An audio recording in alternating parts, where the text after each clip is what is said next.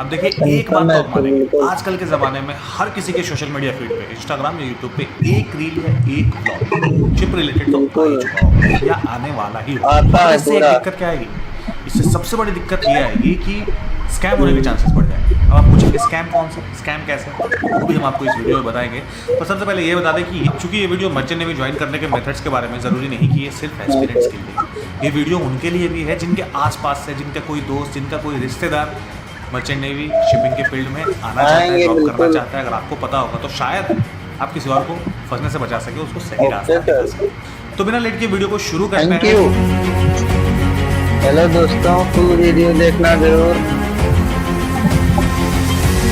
आपको पूरा प्रोसेस जानकारी मिलेगी इस वीडियो में।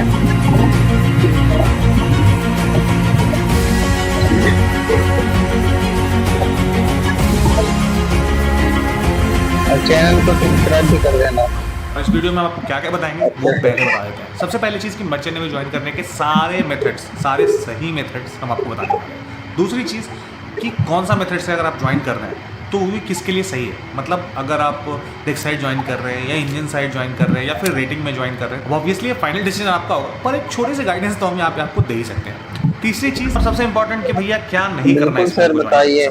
जो कि आपको और आपके आसपास वालों को फंसने से बचाएगा। तो भैया जी मर्चेंट नेवी ज्वाइन करने के लिए सबसे पहले ज्यादातर लोग भागते हैं जीपी रेटिंग की तरफ। क्यों? क्योंकि ये होता है 10th बेसिस पे और लोगों को लगता है कि कम से कम पढ़ाई में जो है नौकरी शुरू कर दी जाए। पर सही बताएं तो ये ऑप्शन सबके लिए नहीं है। अगर आपके पास जिंदगी में आगे बढ़ने लिखने का ऑप्शन है ना, 10th के बाद अगर आप पढ़ाई कर सकते हैं, फैमिली आपकी सपोर्ट कर सकती है उस तरह से फाइनेंशियली, तो आप पढ़ाई कीजिए।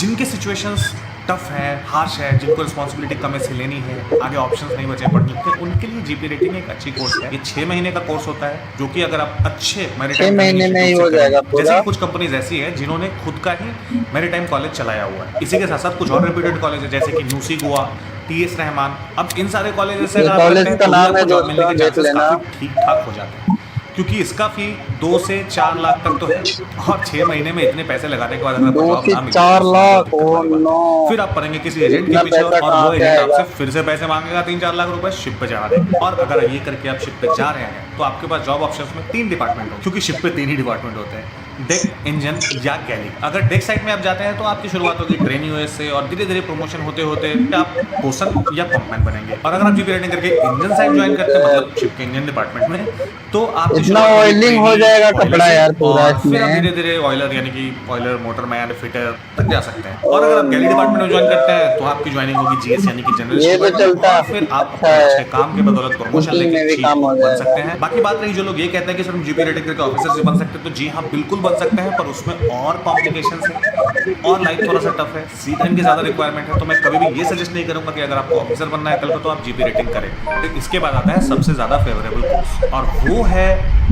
टेक डिपार्टमेंट का डीएनएस यानी कि 1 साल का डिप्लोमा इन नॉटिकल साइंस, जो अल्टीमेटली आपको बीएससी नॉटिकल साइंस इसमें कितना खर्चा आएगा पूरा? डेक ऑफिसर बनाते हैं। अब इस कोर्स की क्वालिफिकेशन है 10+2। और पर आप इसमें अगर 60% ला रहे हैं पीसीएम में यानी कि physics, chemistry, math, biology students हमेशा पूछते रहते हैं तो सॉरी ब्रो, बायोलॉजी या आर्ट्स आपने लिया है 12th में तो ये ऑप्शन आपके लिए नहीं है।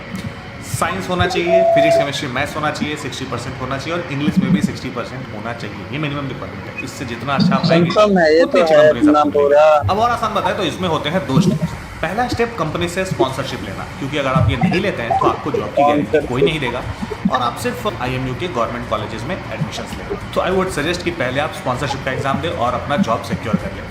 बहुत सारी कंपनीज है, आप गूगल पे टॉप 10 या टॉप 20 मैरीटाइम कंपनीज का नाम सर्च करेंगे तो आपको उनके वेबसाइट्स मिल जाएंगे और वहाँ से जाकर आप उनके स्पॉन्सरशिप के लिए अप्लाई कर सकते हैं। एक बार आपने उसका स्पॉन्सरशिप एग्जाम क्लियर कर लिया और इंडियन मैरीटाइम यूनिवर्सिटी की वेबसाइट से आईएमयू सीईटी एग्जाम भी क्लियर कर लिया तो बस फिर बल्ले बल्ले 1 साल की कोर्स करो, उसके बाद शिप पे चले जाओ ट्रेनिंग के लिए और ट्रेनिंग के बाद फिर से एग्जामिनेशन होंगे। तो ये बिल्कुल भी मत सोचना कि आगे पढ़ाई नहीं करनी पड़ेगी, जैसे जैसे आप ऊपर बढ़ेंगे ये एग्जाम्स भी टफ होंगे। अगेन इसमें जाने के लिए आपको मेंटली प्रिपेयर रहना पड़ेगा, क्योंकि जैसा आप वीडियोस में देखते हो शिप पे जाके आप रील्स नहीं बनाने वाले हो बल्कि लिटरली काम करने वाले हो। स्पेशली ट्रेनिंग पीरियड में आज का रील्स ही तो नंबर 1 पे है सर, ताकि आप आगे अच्छे ऑफिसर बनने के लिए तैयार हो पाए। डीएनएस का 2 बैच चलता है, एक अगस्त बैच और एक फरवरी बैच। आईएमयू सीईटी का एग्जाम सिर्फ और सिर्फ अगस्त बैच के लिए होता है कि आपको अगस्त से 3-3.5 महीने पहले आईएमयू के वेबसाइट पर फॉर्म्स मिलने शुरू हो जाए। मान लीजिए आप इस बार स्पॉन्सरशिप क्रैक नहीं कर पाए तो फरवरी में एक और बैच शुरू होता है जहाँ पे सारे तो नहीं पर बहुत सारे कंपनीज अपना फॉर्म फिर से निकालते हैं स्पॉन्सरशिप के लिए। और अगस्त बैच के लिए जो आपने आईएमयू सीईटी की रैंक ली थी उसके बेसिस पे आप फरवरी में भी उनमें एडमिशन ले सकते हैं, मतलब उन गिने चुने कंपनीज के गिने चुने ट्रेनिंग इंस्टीट्यूट्स में। अब डेक्स साइट ज्वाइन करने के लिए एक और कोर्स आता है बीएससी, जिसमें बहुत सारी कंपनी स्पॉन्सरशिप नहीं देती है, पर कुछ कंपनीज फिर भी देती है। बस इसके लिए भी आपको IMU CET देना पड़ेगा। इंडियन मैरीटाइम यूनिवर्सिटी की वेबसाइट पर ही फॉर्म मिलेगा। कुछ प्राइवेट कॉलेजेस हैं जो कि खुद से एग्जाम्स लेते हैं और खुद एडमिशन देते हैं, जिसमें से एक है Tolani maritime institute. DNS still is the best option for tech department. अब ये तो हो गया डेक। अब मान लीजिए आपके अंदर इंजीनियरिंग का कीड़ा है, मतलब आपको इंजीनियर बनना है शिप पे। इसमें फ़ायदा ये है ना भाई कि आपको शोर जॉब्स शिप के बाद काफ़ी सारे मिलेंगे, मतलब टेक्निकल जॉब्स शोर पे काफ़ी है। ऐसा नहीं टेक साइड से नहीं, इंजीनियर साइड से ज़्यादा है। तो इंजीनियर बनने के लिए आपको क्या करना पड़ेगा? इसके लिए आपको ऑब्वियसली 4 साल का ही कोर्स करना पड़ेगा, जैसे आप किसी और इंजीनियरिंग कॉलेज से करते हैं। और कितना है कि इस समय आपको मैरीटाइम इंस्टीट्यूट से करना पड़ेगा। उसके लिए भी इंडियन मैरीटाइम यूनिवर्सिटी की वेबसाइट से आप फॉर्म्स भर सकते हैं। अगेन कुछ प्राइवेट कॉलेजेस हैं जैसे कि तोलानी, जो खुद का एग्जाम्स लेते हैं। इसमें आपके पास और ऑप्शन है कि अगर आपने मैकेनिकल इंजीनियरिंग कर रखी है 4 साल की, कॉलेज भी एक सर साल बोल का देना, GED कोर्स कर कॉलेज सकते का हैं नाम। और फिर शिप पे जा सकते हैं। 6 महीने की ट्रेनिंग होगी, 6 महीने की ट्रेनिंग के बाद आप एग्जाम देंगे, फिर बनेंगे 4th इंजीनियर। या फिर अगर आपने 1 साल मैकेनिकल इंजीनियरिंग करी है तो आप किसी भी मैरीटाइम इंस्टीट्यूट में लेटरल एंट्री ले सकते हैं, यानी कि 1 साल के बाद आप सीधे ही उस कॉलेज में जाके मैरीटाइम में इंजीनियरिंग कर सकते हैं और आप शिप पे जा सकते हैं। अब एक और ऑप्शन बनता है जो आजकल काफ़ी पॉपुलर हो रहा है, और मेरे कमेंट सेक्शन में भी इसके लेके कुछ सवाल आए थे कि सर ETO के लिए कुछ बताओ, यानी कि इलेक्ट्रोटेक्निकल ऑफिसर। अब इसके लिए आपने क्या करनी बिल्कुल चाहिए? सर, या तो बिल्कुल 3 साल का बता डिप्लोमा दीजिए या 4 साल तो की डिग्री, यानी कि इंजीनियरिंग करी होनी चाहिए इलेक्ट्रिकल में, इलेक्ट्रॉनिक्स में।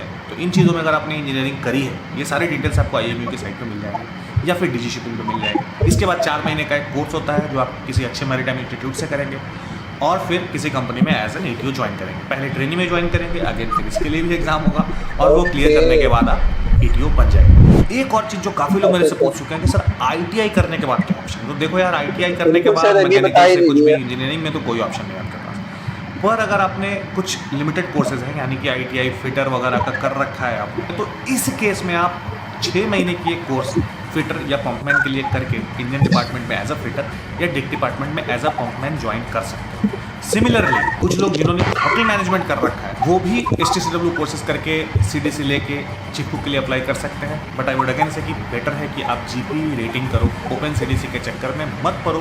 That brings me to the point कि ओपन CDC क्या है और ये स्कैम जिसके बारे में मैं शुरू में बोल रहा था वो क्या है। तो ओपन CDC एक ऐसा तरीका है जहाँ पे आपको बहुत सारे एजेंट्स या छोटे मोटे इंस्टीट्यूट्स लुभाएंगे कि भैया जी आइए हमारे यहाँ, एजेंट ही तो सर सबसे पहले ही आ जा रहे हैं। आपको सारे कोर्सेज सर्टिफिकेट्स और एक CDC पकड़ा देंगे और कहेंगे कि जी अब आप तैयार है शिप पे जाने के लिए, जाइए और पैसे छापिए। पर तब आपको शिप ही नहीं मिलेगा, क्योंकि कोई भी अच्छी कंपनी ओपन CDC वालों को नहीं लेना चाहती है। बच्चे और भी आपके कोई डाउट्स है तो जरूर कमेंट बॉक्स में लिख दीजिएगा, हम अगली वीडियोस के ऊपर बनाने की कोशिश करेंगे और साथ ही साथ कोई आपके कुछ और डाउट्स अगले कुछ वीडियोस में क्लियर करेंगे। जैसे कि लड़कियां मर्चेंट में ज्वाइन कर सकती हैं कि नहीं, ये उनके लिए सेफ है कि नहीं, उनके शिप बोर्ड वर्किंग कंडीशंस क्या होते हैं, शिप पे डिफरेंट रैंक के एग्जैक्टली क्या क्या ड्यूटीज होती है, ये सब हम किसी और वीडियो में जल्दी ही बात करेंगे। इन्फॉर्मेशन यूजफुल लगी हो तो शेयर कर दीजिएगा और आप सब्सक्राइब तो करके ही जाइएगा आगे की वीडियोस देखने। धन्यवाद, जय हिंद। मिलते हैं किसी और वीडियो में, तब तक के लिए जय हिंद, जय भारत। Okay sir.